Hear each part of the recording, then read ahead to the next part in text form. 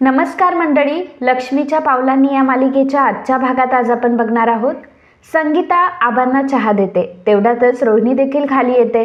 म्हणून संगीता रोहिणीला विचारते की तुम्हाला काही हवंय का. रोहिणी म्हणते की अहो मिसेस खरे, मला काय विचारताय, मला काय झालंय. अहो तुम्ही इथे नैनाची काळजी घेण्यासाठी आला आहात ना. अहो तुम्ही तिला काय हवं नको ते विचारा, मला कुठे विचारताय. आणि मला एक गोष्ट कळत नाही, म्हणजे प्रेग्नन्सीमध्ये हल्ली नैना जरा विचित्रच वागते. संगीता म्हणते की हो मला वाटतं ना. त्यावर रोहिणी म्हणते की म्हणजे बघा ना, ती सतत चिडचिड करत असते. डॉक्टरकडे जेव्हा जाते तेव्हाच कोणाला सोबतही घेऊन जात नाही. रजनी म्हणते की हो ना, आणि मला सुद्धा कधी कधी तिचं वागणंच कळत नाही. संगीता म्हणते की हा, मलाही तसा प्रश्न पडला होता, परंतु मी कलाला विचारलं आणि कलाने डॉक्टरांना विचारलं आणि कला मला म्हटली की सगळं काही ठीक आहे म्हणून. रोहिणी म्हणते की अच्छा, कला म्हटली का सगळं काही ठीक आहे. आता कला सगळं काही ठीक आहे म्हटल्यावर काही प्रश्नच नाही, मग सगळं ठीकच असेल बुवा. शेवटी कला ही नैनाची बहीण आहे ना, आणि तीही सख्खी बहीण, त्यामुळे नैनाबद्दल कलाला सगळं काही माहीतच असणार. मग रोहिणी आता आबांजवळ बसते. आबांना म्हणते की डॅड, मला तुमच्याशी काहीतरी बोलायचं आहे. म्हणजे असं समजा की मला तुमच्यापुढे एखादा प्रस्तावच मांडायचा आहे. त्यावर आबा म्हणतात की अगं बोल ना, काय बोलायचं होतं तुला. मग रोहिणी म्हणते की डॅड, मला नैनाबद्दल बोलायचं होतं. म्हणजे आता नैनाचे दिवस भरत आलेत, मग आता नैनाच्या डोहाळे जेवणाची पण तयारी करायला हवी. नैनाच्या डोहाळे जेवणाबद्दल मला बोलायचंय. रोहिणी जेव्हा आबांपुढे हा प्रस्ताव मांडते तेव्हा सगळ्यांना खूप आनंद होत असतो. खरं तर सगळेच जण नैनाच्या डोहाळे जेवणाचीच वाट बघत असतात. काय मित्रांनो, अजूनही आपल्या व्हिडिओला लाईक केलं नाहीये का? अहो मग वाट कसली बघताय, लगेच व्हिडिओला लाईक करा. कारण तुम्हालाही माहिती आहे की तुमचा लाईक आमच्यासाठी किती महत्त्वाचा आहे ते. रोहिणी म्हणत असते की आबा, आता काय आहे, पुढे सण समारंभ असतील, त्यामुळे लोकांची ये जा असेल घरामध्ये आणि तिला ते अजिबात सहन होणार नाही. म्हणून मग मला असं वाटतंय की नैनाचं डोहाळे जेवण आत्ताच करून टाकूयात. तेव्हा आबा म्हणतात की अगं रोहिणी, काय बोललीस तू बघ, आत्ता मला खरी तू सासू शोभतीयस. रोहिणी म्हणते की अहो पण डोहाळे जेवण म्हटल्यावर खूप सारी तयारी करावी लागेल ना. कला म्हणते की काही प्रॉब्लेम नाही, जर डोहाळे जेवणाची तयारी करायची आहे तर आपण आत्तापासूनच सुरुवात करूया. संगीताला खूप छान वाटतं. संगीता म्हणते की अगं बाई, माझ्या नैनीचं आणि डोहाळे जेवण. रजनी म्हणते की संगीता ताई, आता मस्त तयार राहा, अगदी आता कमरेला पदर खोचून कामाला पण लागा. डोहाळे जेवणाची तर ही सुरुवातच आहे आता. आणि आबा, मी काय म्हणते, तुम्ही एक काम करा, तुम्ही गुरुजींना फोन लावा. मग आबा आता गुरुजींसोबत बोलत बोलत तिथून निघून जातात. त्यानंतर रजनी देखील तिथून निघून जाते. तर इकडे काजल आता एकटीच उभी असते आणि तिला आठवत असतं की कशा प्रकारे सोहम आपल्याला इग्नोर करायला लागलाय, सोहम आपल्याशी बोलतही नाहीये. या गोष्टीचा काजल विचार करत असते. आता त्याच वेळी बाबा तिथे येतात. बाबांना कळतं की ही सोहमचाच विचार करत असणार, त्यामुळे बाबा आता काजलला डायरेक्टली म्हणतात की काजल, जे काही तुझ्या मनात चाललेलं असेल, जे काही तुझ्या मनामध्ये विचार येत असतील ना, ते पहिल्यांदा बंद कर. काजल म्हणते की अहो बाबा, तुम्ही परत परत मला तेच का प्रश्न विचारताय. मी तुम्हाला एकदा सांगितलंय ना, मला लग्नच करायचं नाहीये, मला लग्नच करायचं नाहीये, तर त्या सगळ्या गोष्टींचा प्रश्नच कुठे येतो. त्यावर बाबा म्हणतात की मग तुला तंद्री का लागली होती मगाशी. तेवढ्यातच आता बाबांना संगीताचा कॉल येतो. संगीता बाबांना सांगत असते की अहो तुम्हाला माहिती आहे का, इकडे काय झालं ते. अहो एक गुड न्यूज आहे, गुड न्यूज. त्यावर बाबा म्हणतात की काय झालं. संगीता म्हणते की अहो आपल्या नैनीचं डोहाळे जेवण करायचंय, आणि तुम्हाला माहिती आहे हा सगळा घाट कोणी घातला, रोहिणी मॅडमने. बाबा म्हणतात की अरे वा, रोहिणी मॅडमने हा सगळा घाट घातला, म्हणजे त्या स्वतःहून असं म्हटल्या का. त्यावर संगीता म्हणते की अहो हो, तेच तर तुम्हाला सांगतेय, रोहिणी मॅडम स्वतः हे सगळं म्हणाल्या आणि मला खूप आनंद झालाय बघा. आपल्या दोन्ही पोरींपैकी एका तरी पोरीला चांदेकरांनी स्वीकारलं. खरंच रोहिणी मॅडम किती चांगल्या आहे, आणि मी मेली उगाचच त्यांना नाव ठेवत होते. बाबा म्हणतात की संगे, तू अशी बातमी दिली आहे ना की डोक्यावरचं ओझं थोडं कमी झालंय बघ. संगीता म्हणते की बरं, गुरुजी येणार आहेत सगळं विचारण्यासाठी, आता मी फोन ठेवते, मला बाकीचे काम आहेत. तर संगीता असं करून फोन ठेवते. तर इकडे सरोज आता फोनवर कोणाशी तरी बोलत असते. मग त्यानंतर रोहिणी आता लगबगीने तिथे येते. आल्या पटकन दरवाजा बंद करते आणि म्हणते की सरोज वहिनी, मला तुझ्याशी खूप इम्पॉर्टंट बोलायचं आहे. त्यावर सरोज म्हणते की हे बघ रोहिणी, आता तुझं ऐकायला माझ्याकडे अजिबात वेळ नाही आहे, कारण बाहेर गुरुजी पण येणार आहे. रोहिणी म्हणते की अगं तुला तेच तर सांगायचं आहे, गुरुजी येण्याच्या आधीच मला तुला एक गोष्ट सांगायची आहे.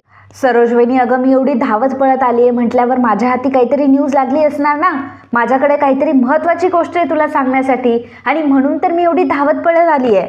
अगं सरोज वहिनी, तुला माहिती आहे माझ्या हाती आता एक जबरदस्त घबाड लागलाय आणि तेही त्या खरेंच्या विरोधात. सरोज म्हणते की म्हणजे? रोहिणी म्हणते की अगं सरोज वहिनी, तुला तेच तर सांगते, तो एक बॉम्ब आहे, बॉम्ब, आणि तो आता एकदाच फोडायला पाहिजे म्हणजे त्याचा इफेक्ट होणार. पण हे बघ, मी जर ती फसवणूक तुझ्या समोर आणली तर तुला मला एक प्रॉमिस करावं लागेल की आतापर्यंत तू ज्या खरे बहिणींसोबत केलं नाहीये ना ते तुला करावं लागेल.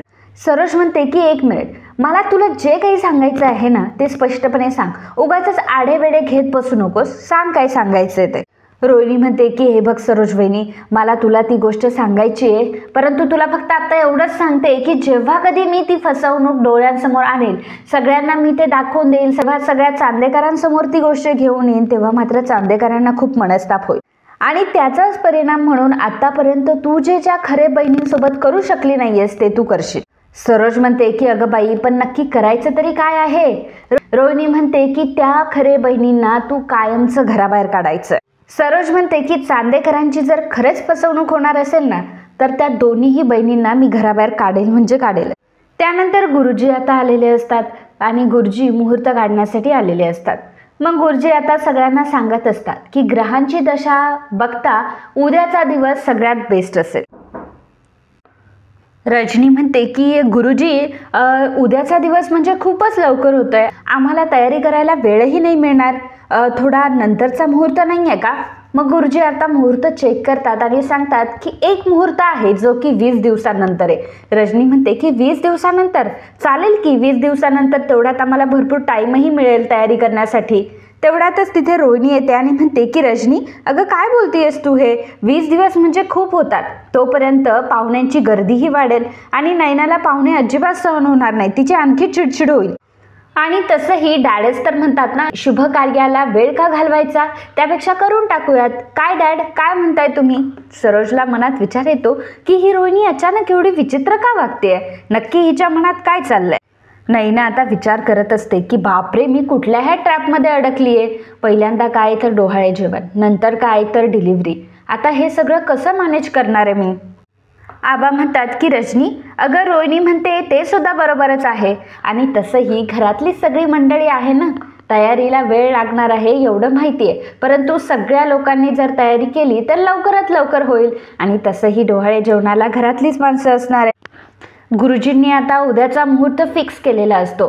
त्यानंतर गुरुजी तिथून निघून जातात. रजनी संगीताला सांगते की आजीबाई, आता पदर खोचून कामाला लागा बरं का, कारण खूप सारी तयारी बाकी आहे. आबा रजनीला म्हणतात की रजनी, कोणाला कोणाला बोलवायचंय त्याची लिस्ट तयार करून ठेव, त्यानंतर डेकोरेशन सुद्धा अगदी भारी झालं पाहिजे हां. रजनी म्हणते की आबा, तुम्ही काही काळजी करू नका, सगळ्या गोष्टी अगदी व्यवस्थित होणार आहे, शेवटी कला सुद्धा आमच्या मदतीला आहे, कला असल्यावर आम्हाला काही टेन्शनच नाही, सगळ्या गोष्टी अगदी व्यवस्थित होणार, तुम्ही अजिबात काही काळजी करू नका. आणि अद्वैत सुद्धा आहे ना, अद्वैत सुद्धा करेल की आम्हाला मदत. काय रे अद्वैत, करशील ना आम्हाला मदत? त्यावर अद्वैत म्हणतो की हो हो करेल ना मी, तुम्हाला जे काही लागेल ते मला सांगा, मी माझ्या परीने सगळी तयारी करेल. त्यावर रजनी म्हणते की चालेल. तर आता नैनाला मात्र ह्या सगळ्या गोष्टी ऐकून तर कॉम्प्लेक्सच येत असतो की बाबा, कशा प्रकारे ह्या सगळ्या गोष्टी मी निभावणार आहे. घरातले सर्वजण एवढे खुश आहे, डोहाळे जेवण करायचं म्हणताय, परंतु आई त्यासाठी प्रेग्नंट तर असायला पाहिजे ना. घरातल्यांना जेव्हा ह्या सगळ्या गोष्टी कळतील तेव्हा मात्र माझी घरातून हकालपट्टी होणार, पण त्याआधीच मला सगळ्या गोष्टी मॅनेज करायच्या आहे. आता ह्या सगळ्या गोष्टी मॅनेज मी कशी काय करू शकते? म्हणजे सगळ्यात पहिल्यांदा जर हॉस्पिटलचं काही असतं तर सौरभला पैसे देऊन मॅनेज करता येतं, परंतु आता घरातल्या ह्या गोष्टी, डोहाळे जेवण असेल, प्रेग्नन्सी असेल, ह्या सगळ्या गोष्टी मी कशा काय मॅनेज करू? नैना म्हणते की मी जरा आलेच हा, असं म्हणून नैना तिथून जायला लागते. तेव्हा रोहिणी म्हणते की नैना, अगं तू कुठे चाललीस? तेव्हा नैना म्हणते की काही नाही, मला जरा ना डॉक्टरकडे जायचं होतं. तर रोहिणी म्हणते की नैना, आता डॉक्टरकडे वगैरे जायची काही गरज नाहीये, उद्या तुझा डोहाळे जेवण आहे आणि जे काही तुला करायचं आहे ते घरात बसून कर, वाटलं तर आपण डॉक्टरांना इथे बोलावून आणूयात, तुला तिकडे जायची काय गरज आहे. आणि आपल्याला साड्या सुद्धा सिलेक्ट करायच्या आहे, आज साडीवाला सुद्धा येतो, म्हणजे साडीवाल्याला साडी घ्यायला सुद्धा मी इथेच बोलवलंय, म्हणजे काय तर बाहेर जाण्याचा काही प्रश्नच नाही उरत. मग कला नैनाला म्हणते की अगं नैनाताई, रोहिणी मॅडमला तुझी किती काळजी वाटते, त्यांचं जरा ऐक, नको जाऊ आजच्या दिवस बाहेर. रोहिणी मात्र मनातल्या मनात हसत असते आणि म्हणत असते की बिचारी नैना, अगं आता कायमचंच तुला उद्यापासून घराबाहेर राहायचं आहे, कारण उद्यापासून तर तुला घरामध्ये तशी एंट्री भेटणार नाही. त्यामुळे आजच्या दिवस राहून घे घरामध्ये. सगळेजण खूप आनंदी असतात. नैनाचं डोहाळे जेवण असतं, त्यामुळे प्रत्येकाला खूप एक्साइटमेंट असते ती उद्याची. रोहिणी मात्र हसत असते. रोहिणी मनामध्ये म्हणत असते की खरे बहिणींनो, आज तुम्हाला जितकं आनंदी व्हायचं आहे तितकं आनंदी तुम्ही व्हा, परंतु उद्या तशीही तुमची पाठवणी होणार आहे घरातून. त्यानंतर आता साडीवाला देखील आलेला असतो. साडीवाला आता वेगवेगळ्या साड्या सगळ्यांना दाखवत असतो. सगळेजण साड्या सिलेक्ट करत असतात. रोहिणी म्हणते की खरंच उद्याचा दिवस किती चांगला आहे, सगळ्यांनी अगदी छान साड्या घालायच्या आहेत. त्यानंतर कला, संगीता आणि रजनी खाण्याचं ठरवत असतात. संगीता म्हणत असते की मी काय म्हणते, आपण मटारची पण भाजी करूयात. तर कला सांगते की आई, ते मी मटार ठेवलेत ना, ते करंजीसाठी ठेवलेत, हा ते नको वापरूस. मग रजनी म्हणते की अच्छा, म्हणजे करंजी आणि मटारचा पण खेळ खेळायचा आहे का आपल्याला. कला म्हणते की तुम्ही जर म्हणालात तर आपण पेढा, बर्फी किंवा अंगठी, रुपया असं पण काहीतरी करू शकतो. करंजी आणि मोदक छान आहे ना, पण म्हणजे मला माहिती आहे जग खूप पुढे निघून गेलंय, परंतु तेवढीच मज्जा असते. रोहिणी म्हणते की हो ना, होणारं बाळ फक्त मुलगा असेल की मुलगी असेल याचा फक्त आपण अंदाज लावायचा. कला म्हणते की येणारं बाळ कोणीही असू दे, ते कोणीही असू देत, फक्त असं म्हणायचं की मला माहीत होतं की हेच होणार आहे आणि जे कोणी होईल त्याचे फक्त भरभरून लाड करायचे. रजनी म्हणते की संगीता वहिनी, अहो तुमच्या कलाला सुद्धा या सगळ्या गोष्टी भरपूर माहिती आहे बरं का, म्हणजे तिची सुद्धा तयारी सुरू आहे वाटतं. संगीता म्हणते की हो, मग आता नैनानंतर तर कलाचाच नंबर लागणार आहे. तर कला लाजत असते. कला पटकन आता विषय बदलते आणि म्हणते की मी काय म्हणते की जर नैनाताईने तिखट करंजी जर निवडली तर मुलगी कशी चुणचुणीत असेल, आणि तिने जर गोल मोदक निवडला तर गोल गुटगुटीत मुलगा असेल. रजनी म्हणते की हो, ते सगळं ठीक आहे, परंतु उद्या डोहाळे जेवणाचा मेनू काय असणार आहे ते ठरवूयात का आपण. कला म्हणते की मला असं वाटतं की वालाचं भिरडं, मसाले भात किंवा पुलाव, पोळ्या, बीटाची आणि गाजराची कोशिंबीर, पापड आणि वाटल्यास टोमॅटोचं सार. रजनी म्हणते की चालेल, काहीच प्रॉब्लेम नाही, चांगला मेनू ठरवलायस कला. मग तू सगळं लिहून तर ठेवलायस ना. कला म्हणते की हो, माझ्याकडे लिहिलेला आहे. रजनी म्हणते की काही प्रॉब्लेम नाही, हाच मेनू आपण फिक्स करूया, आणि तसंही बाहेरचं कोणी येणार नाहीये जास्त. डोहाळे जेवणाला घरातलेच असतील, परंतु बारसं मात्र आपण दणक्यात साजरं करूया. सोहम आता फोन घेऊन कलाकडे येतो आणि कलाला सांगतो की डेकोरेटरचा फोन आहे, तू ते त्यांच्याकडनं जे जे काही मागवले ना आतमध्ये ते त्याच्याबद्दल विचारता येते, अजून काय हवंय का. कला म्हणते की काही नाही सोहम, बाकीचं सगळं झालंय, आता तू फक्त दारावर तोरण लावण्याचं तेवढं बघ, बाकीची सगळी तयारी झालेली आहे ना. सोहम म्हणतो की अगं हो कला वहिनी, मी त्याचाच फॉलोअप घेत होतो त्यांच्याकडनं, काळजी करू नकोस. तर इकडे नैना, सरोज आणि रोहिणी तिघेही साड्या सिलेक्ट करत असताना रोहिणी ही नैनाला म्हणत असते की नैना, अगं तू तुझ्यासाठी एखादी साडी बघ ना, पण हो जास्त जड साडी घेऊ नकोस, म्हणजे एखादी हलकीच साडी घे, आणि हो दागिने सुद्धा जरा हलकेच ठेव, म्हणजे कसं की अनकम्फर्टेबल फील व्हायला नको ना.